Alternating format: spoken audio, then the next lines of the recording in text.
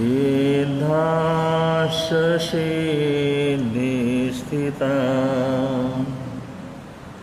आचार्या जिन शासनोन्नतिकरा पूज्या उपाध्यायका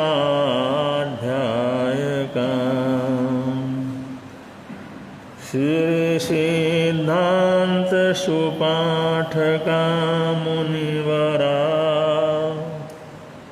रत्नत्रयाराधका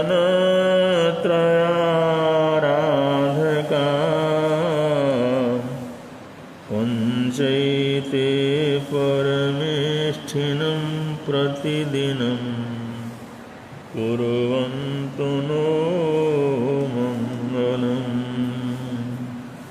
पुंसैते परमेष्ठिनं प्रतिदिनं कुर्वन्तु नो मङ्गलम्।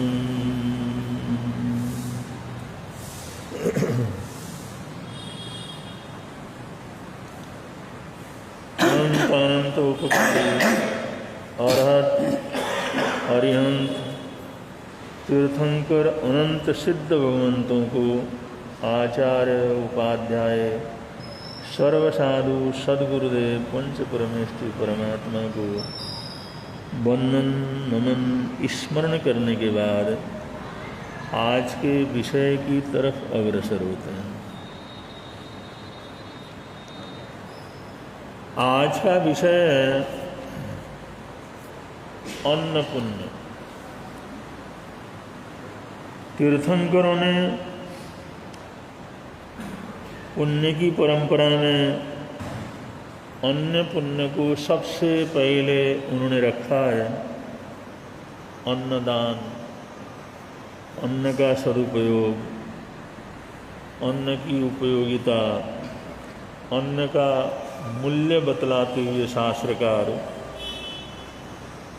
9 पुण्य में अन्न पुण्य को सबसे बड़ा सबसे पहला पुण्य मानते हैं।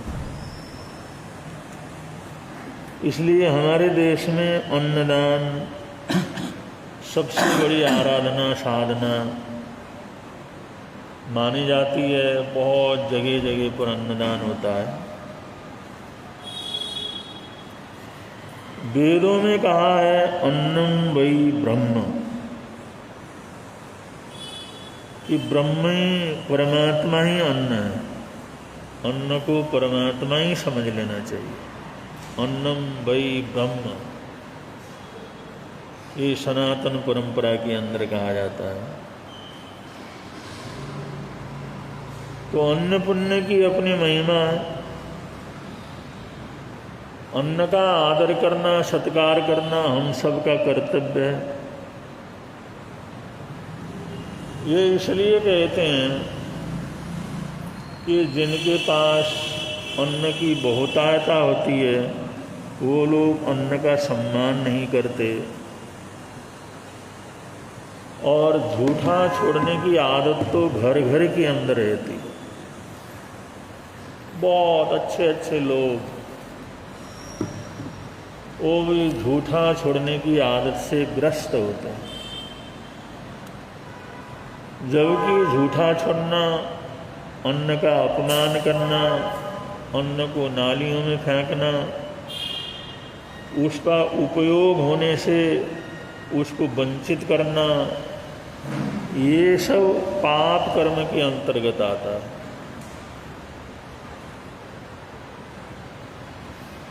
और यही कारण है तपस्या को महत्व दिया जाता है।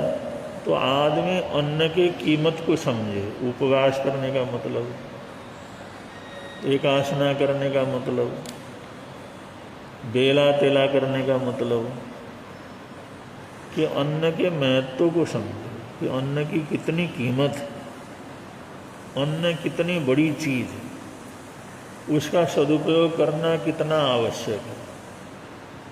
जिन लोगों को अन्न की प्राप्ति नहीं होती वो कैसे तड़फ तड़फ करके अपने ज़िंदगी को दे देते हैं।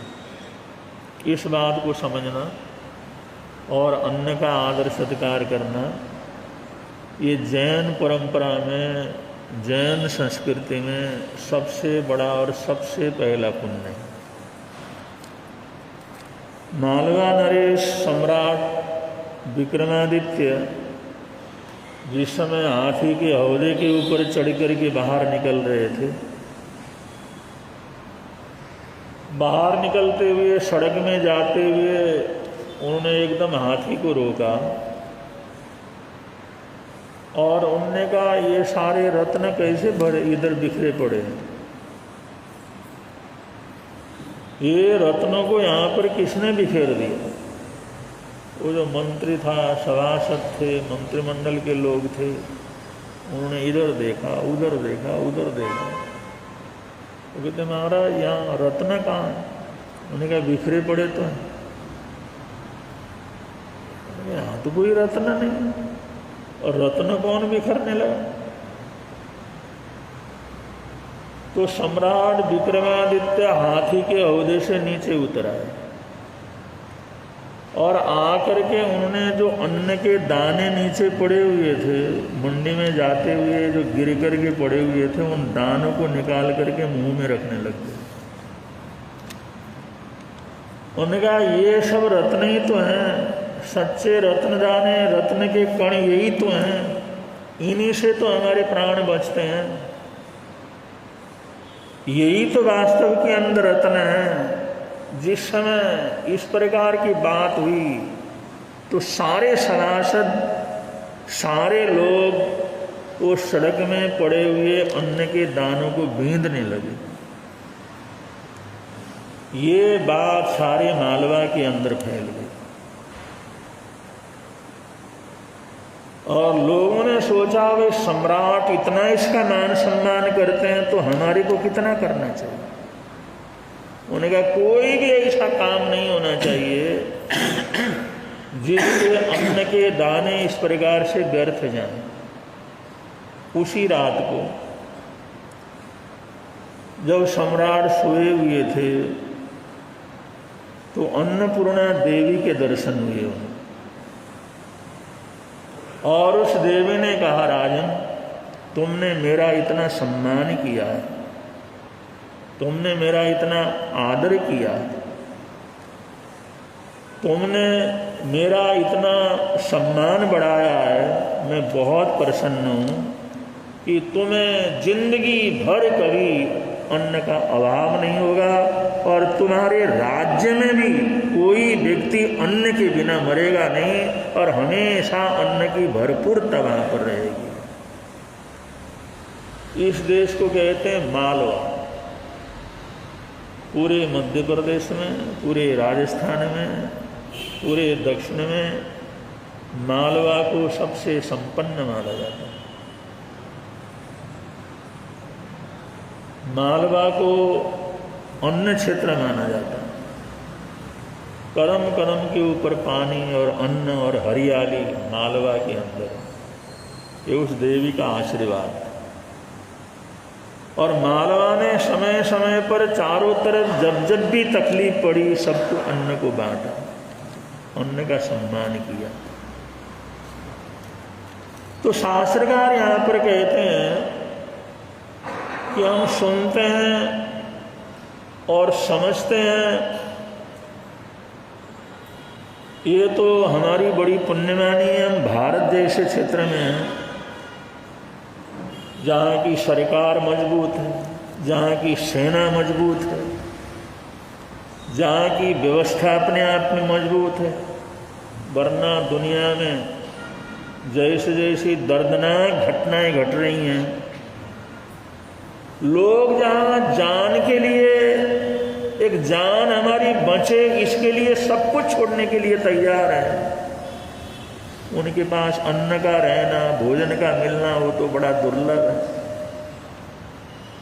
ऐसी काट मारी, ऐसी हायतवा, ऐसी त्राही त्राही दुनिया के अंदर जगह जगह पर मची रहती है,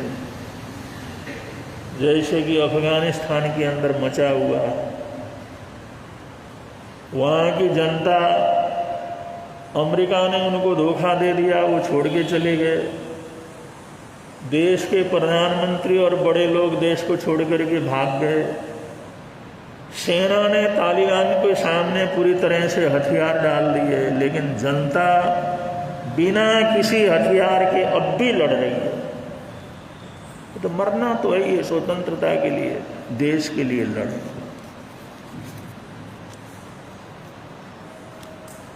तो बड़ी तकलीफें आती हैं जब इंसान की पुण्यवानी कमज़ोर होती है। तो पुण्यवानी को मजबूत करने के लिए, पुण्यवानी के जड़ को हरा रखने के लिए अन्न का सम्मान करना सीखना चाहिए। तमिलनाडु में तमिल भाषा चलती है और तमिल भाषा का एक ग्रंथ है जिसको तमिल वेद कहते हैं। उसका नाम है तिरुकुरल। इसको तमिल वेद बोला जाता है और जगह जगह पर उसके कोटेशन लिखे हुए रहते हैं। बस में जाओ, ट्रेन में जाओ, किसी भी सरकारी किसी भी दफ्तर वगैरह में जाओ, भवनों के अंदर जाओ, तिरुकुरल के जो है वो कुरल लिखे हुए रहते हैं। तो ये तमिल वेद जिसका नाम तिरुकुरल है, उसको लिखने वाले थे संत तिरुवल्लुवर। ये जैन श्रावक थे।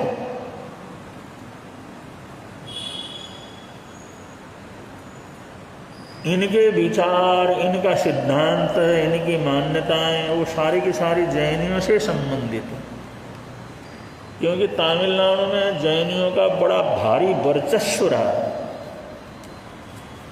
हजारों हजारों संत मुनिराज तो वहां पर विचरण करते रहते थे।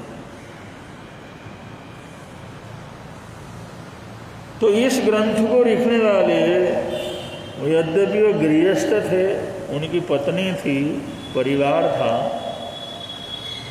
उनको संत के नाम से ही पुकारा जाता है। जीवन उनका संत की तरह था। सिर्फ भेष के कोई संत नहीं होता, इंसान त्याग से, पचखान से, प्रवृत्ति से संत होता।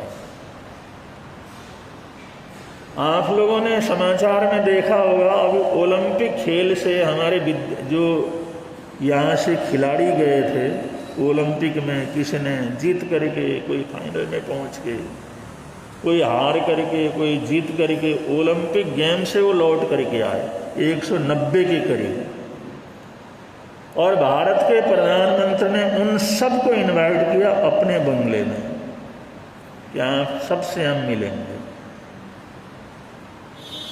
और भारत का प्रधानमंत्री जिसके सामने इतनी समस्याएं, देश की समस्याएं, अंतर्राष्ट्रीय समस्याएं, पड़ोसी देशों की समस्याएं, हमारे देश की पता नहीं कितनी समस्याएं, लेकिन उन्होंने उन विद्यार्थियों के साथ करीबन 2-2.5 घंटे का समय व्यतीत किया।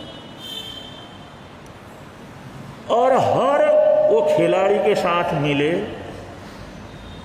हर खिलाड़ी को पूछा तुम्हारे पैर में टोड़ था, उसका क्या हाल है? तुमने अपनी पट्टी कब खोली?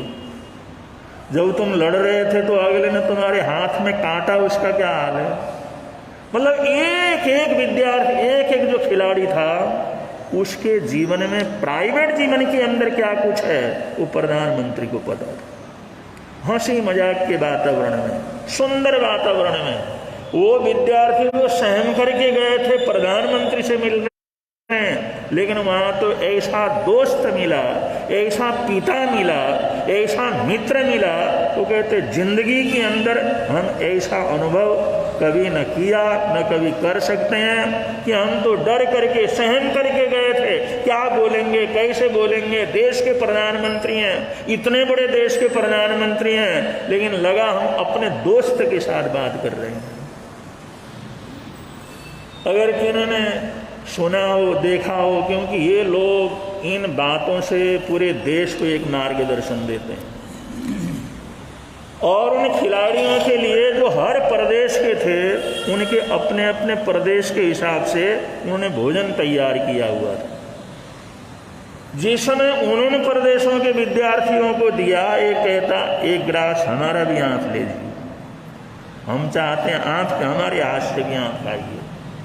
तो प्रधानमंत्री ने क्या कहा, आजकल चतुर्मास चल रहा है, इसलिए मैं एक ही टाइम भोजन करता हूं। कितनी बड़ी बात है। आप लोग सुनते हैं, देखते हैं, लेकिन हमारे देश का जो एक गौरव है, हमारे देश के हीरो लोग हैं, ये किस तरह का जीवन जीते हैं, इस तरफ किसी का ध्यान नहीं जाता। जिस समय ओलंपिक खेल के अंदर जीतने वाला, स्वर्ण पदक लाने वाला वो खिलाड़ी, वो कहता है एक ग्लास हमारे हाथ का भी आप खाइए, वो कहता मैं ले लेता है। लेकिन अभी चतुर्मास चल रहा है, इसलिए मैं एक ही टाइम भोजन करता हूँ चतुर्मास। 4 महीने वो एकासने का तप करते हैं। कितनी बड़ी जिम्मेदारी है और कितना ऊंचा सोच है। अब उनका तो चल रहा है, 1 महीने से एक आसने चल रहे हैं। वो कल के उस प्रसंग से, परीक्षा के प्रसंग से लोगों को पता लगा हमारा देश का प्रधानमंत्री चतुर्मास में एक ही टाइम भोजन करता। मंदिरों में जाकर के तिलक लगा करके आते हुए तो सबने देखा। 3 घंटे ध्यान में बैठे हुए देखा। लाल पीले कपड़ों के अंदर जो है सन्यासी की तरह जीते हुए देखा है। लेकिन ये भी लोगों ने सुना कि चतुर्मास चल रहा है, इसलिए हम एक ही टाइम भोजन करते हैं। ये लोग बिना वर्दी के भी संत होते हैं, ये लोग साधु होते हैं, जो इतना विवेक और विचार से जीवन में जीते हैं। तो तिरुवल्लुवर उनको संत ही कहा जाता है, लेकिन उनकी पत्नी भी थी, उनका नाम बासुकी था।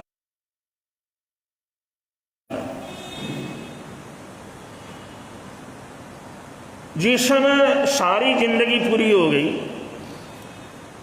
और जब भी भोजन के लिए बैठते थे तिरुवल्लुवर,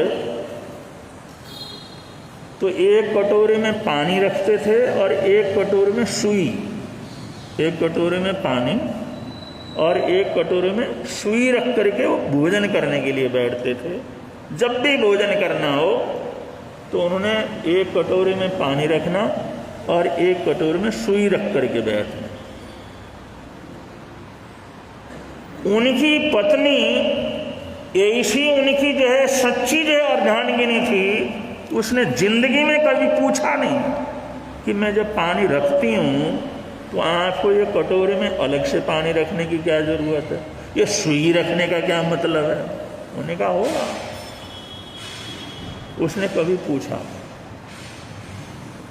तिरुवल्लुवर होते होते बासुकी की तबीयत खराब हो गई। तबीयत खराब हो गई तो ऐसी हालात हो गई, बस अब तो मैं मरणांतिक जो है नियम लेकर के अपने जीवन को छोड़ रही हूँ। और जिस समय वो अपने जीवन को छोड़ रही थी, अपने पति के सामने मृत्यु शैया के ऊपर लेटी हुई थी, उस समय तिरुवल्लुवर ने पूछा, क्या तुमने कुछ पूछना, क्या कुछ कहना चाहती, क्या कुछ तुमने पूछना। तो बासुकी कहने लगी, बस आप बुरा न माने तो एक बात मैंने पूछनी है। क्या पूछो, इसमें बुरा मानने की क्या बात है। अगर तुम्हारे मन में प्रश्न है और ऐसे समय के अंदर तुम्हारा जो भी पूछना हो पूछ सकती है। उन्होंने कहा, जब भी आप भोजन के लिए बैठते थे मैं भोजन परोसती थी और आप एक कौली के अंदर पानी और एक कौली के में एक सुई लेकर के बैठते थे। मेरे को आज तक ये समझ में नहीं आया वो रखने का क्या कारण है। कोई मंत्र है, कोई जाप है, कोई टोना टोटका है, या कोई हमारी कोई संस्कृति है, या हमारी कोई परंपरा है, या हमारे बड़ों ने ऐसा किया हुआ है। मैंने सोचा जब जरूरत होगा, ऐसा होगा तो आप बतला देंगे, लेकिन आपने भी कभी जिक्र नहीं किया और मैंने भी कभी पूछना ऐसा समझा नहीं। मेरे मतलब की चीज होगी तो अपने आप बता देंगे, तो आज तक मैंने पूछा। अब तो मैं शरीर को छोड़ करके जा रही हूँ, अब तो मैं मृत्यु को अंगीकार कर रही हूँ। मौत को स्वीकार कर रही हूं, तो मेरा प्रश्न मेरे मन में ही ना रह जाए, इसलिए आखिरी समय आपसे पूछ रही हूं, वो क्या था, क्यों रखते थे उसको? तो तिरुवल्लुवर ने कहा, देवी मैं कटोरे में पानी और एक सुई इसलिए रखता था, कहीं तुम चावल वगैरह, क्योंकि उस इलाके के अंदर चावल ही खाते हैं लोग, रोटी बहुत कम खाते हैं, चावल का ही प्रयोग करते हैं। सारा दक्षिण भारत चावल खाता है। कि तुम जैसे चावल परसोगी, अनाज को परसोगी, तो चावल का दाना नीचे गिर जाए, तो मैं सुई से उसको ऊपर उठा सकूं और पानी में धो करके खा सकूं, जिससे अनाज का अपमान न हो, अनाज की आशातना न हो। क्योंकि हम अन्नम वै ब्रह्म कहते हैं कि ये अन्न तो ब्रह्म का रूप है, ये तो भगवान का रूप है। भगवान ने तो जीवन दिया है, लेकिन उसको बनाए रखने का काम अन्न का है, इसलिए अन्न को ब्रह्म के रूप में माना जाता है। तो ब्रह्मा का, परमात्मा का, अन्न का उसकी आशातना न हो, कहीं कभी तुम्हारे हाथ से वो भोजन का दाना नीचे गिर जाए, तो मैं सोचता हूँ उस समय इस सुई से उसको उठा लूँगा और पानी में धो करके उसको ग्रहण करूँगा, जिससे अन्न का अपमान न हो, इसलिए मैं रखता था। लेकिन मैं हैरान हूँ, सारी जिंदगी बीत गई, लेकिन तुम्हारे हाथ से भोजन परोसते समय एक भी अन्न का दाना नीचे नहीं गिरा और कभी उसका प्रयोग करने की जरूरत नहीं पड़ी मुझे। तुम ऐसी अर्धांगिनी हो, तुम ऐसी मेरी मित्र हो, तुमने हर क्षेत्र में मेरे को ऐसे संभाला है, जिंदगी भर हर समय हमेशा जब भी भोजन करना होता था वो मैं रखता था। लेकिन तुम्हारा विवेक, तुम्हारी जागृति, तुम्हारी समझ, और तुम इतने विवेकवान से काम करती थी, जिंदगी में कभी परोसते हुए एक भी दाना तुमने नीचे धरती के ऊपर गिरना नहीं दिया। बंधुओं, ये अन्न पुण्य का स्वरूप है। सिर्फ अन्न देना अन्न पुण्य नहीं, अन्न का सम्मान करना भी अन्न पुण्य, अन्न का अपमान न करना अन्न पुण्य, झूठा नहीं छोड़ना अन्न पुण्य। अगर कोई फेंकने की चीज हो जाती है बाई वे, तो कोई न कोई पशु, कोई न कोई प्राणी उस तरह उसको पहुंचाना, ये भी अन्न पुण्य के अंतर्गत आता है। ऐसा विवेक जागृत हमारे जीवन के अंदर हो और इतना विवेक के साथ हम जीवन के अंदर काम करें और इतनी विवेकशीलता हमारे जीवन के अंदर रहे, तो एक एक पुण्य से हम संपूर्ण जीवन को संवार सकते हैं, जीवन को ऊंचा उठा सकते हैं, जीवन को मूल्यवान बना सकते हैं और अनंत पुण्यवानी को हम जीवन में कमा सकते हैं, अगर विवेक पूर्वक हम काम करना जानते हैं। पुणे के अंदर एक संस्था है, वो जल बचाओ का आंदोलन चलाते हैं। उन्होंने कहा, महाराज हमने एक साल के अंदर 1 लाख गैलन पानी को बहने से बचाया। क्योंकि हमारा ऐसा, हम धर्मशाला में जाते हैं, हर मंदिर में जाते हैं, और पता लगे तो हम घर में भी जाते हैं और देखते हैं कहीं पानी टपकता तो नहीं है, उनके बाथरूम में, उनके घर में, उनके नल से पानी टपकता तो नहीं।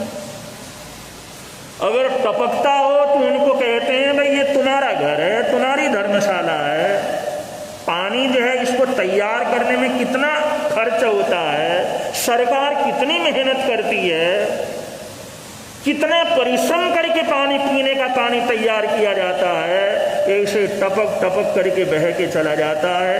अगर तुम चाहो, तुम्हारा घर है, तुम नल लगाओ और वरना इसको ठीक करो, वरना हम इसको ठीक कर लेते हैं।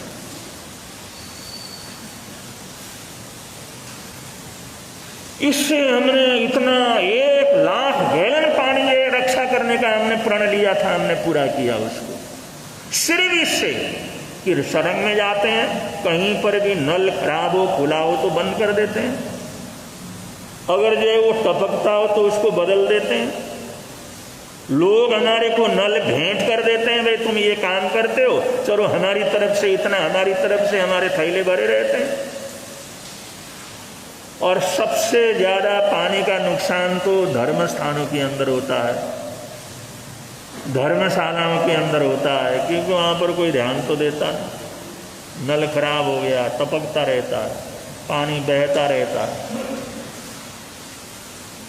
पानी बहता रहता है, कितनी कीमती जल समाप्त हो जाता है। तो कहते हैं हमने ऐसा आंदोलन चलाया, घरों में गए, हमने कहा भाई कोई भी पानी व्यर्थ चला जाता है तो कहीं किसी के छत से पानी बहना शुरू हो जाता है, टंकी भर करके पानी बहना शुरू हो जाता है, हम उनको सूचना करवाते हैं, उनको कहते हैं इसकी व्यवस्था रखो, जितना चाहिए पानी प्रयोग करो, लेकिन फालतू के अंदर क्यों बहाना उसको। तो ये पाण पुण्य के अंतर्गत आता है। यही रत्न है, ये दौलत है, ये बहुत बड़ी समृद्धि है, जिसको अन्न कहा जाता है, जल कहा जाता है। इसलिए श्रवण भगवान महावीर स्वामी ने सबसे पहले दो पुण्य बना बतलाए, एक तो अन्न पुण्य और दूसरा पाण पुण्य। अन्न जल के बिना तो जीवन की कल्पना भी नहीं की जा सकती, और उसका सम्मान करना हमारा अपना फर्ज है। और अन्न पुण्य के अंदर ये भी आता है, जितना खाया जाए उतना ही खाना। भूख अगर खत्म हो तो ऊपर से ठूंस करके नहीं खाना। अगर तुम जो भूख से ज़्यादा खाओगे तो किसी दूसरे आदमी को भूखा मरने के लिए मजबूर कर दोगे, क्योंकि जितने लोगों के लिए ज़रूरत है उतना ही अन्न पैदा हो जाता है, ये प्रकृति के अंदर नियम है। अगर ज़्यादा खाते हैं तो हम दूसरे को भूखा मरने के लिए मजबूर करते हैं, इसलिए जितना ज़रूरत है उतना ही खाओ। जिसको हम उन्होंने तपस्या कहते हैं, जिसको हम अनर्थ दंड का त्याग कहते हैं। अनर्थ, बिना अर्थ के खाना, बिना अर्थ के प्रयोग करना, इससे न मालूम कितने पाप जीवन के अंदर बढ़ते हैं। ये छोटी छोटी बातें, कभी कभी छोटी छोटी बातों के ऊपर भी ज़रूर ध्यान देना चाहिए। और ये बात तो हमारे को भी बड़ी अच्छी लगी और बड़ा हमारे मन के अंदर ख्याल आया जिस समय प्रधानमंत्री ने कहा कि वे चतुर्मास चल रहा है, मैं तो एकासना कर रहा हूँ, इसलिए मैं खा नहीं सकता। अपने को बड़ा गौरव महसूस हुआ। देखो हमारी परंपरा जो एकासना करने की, उपवास करने की, साधना करने की, चतुर्मास है तो कम से कम चतुर्मास में कुछ न कुछ करें। तो हमारे देश का 130 करोड़ का मालिक, जिसकी सारी दुनिया की समस्याएं जिसके सामने है, वो भी चतुर्मास में एक टाइम भोजन करके अपनी जीविका को चलाते हैं। तो ये हमारे लिए कितना बड़ा आदर्श है, कितना सीखने की चीज़ है। अगर ऐसी चीज़ों से नहीं सीखेंगे तो हम शास्त्रों से ही क्या सीख सकते हैं। तो ऐसा सीखेंगे तो यहाँ भी आनंद रहेगा, प्रभव के अंदर भी आनंद रहेगा। इसलिए बड़े प्रेम से आप लोग बोलेंगे, मिलता है, मिलता है आनंद प्रभु की वाणी से, मिलता है आनंद प्रभु। प्रवर्तक शांति गुरुवर प्यारे, प्रवर्तक शांति गुरु